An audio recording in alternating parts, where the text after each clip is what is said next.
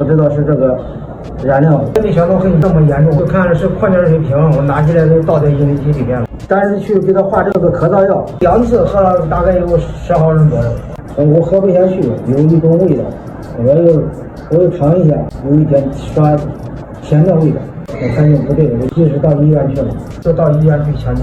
医生一看迷糊，不清醒了，就随时都挂氧机了，喊也不说话了，就孙子很孝顺，发现这个问题是不应该的。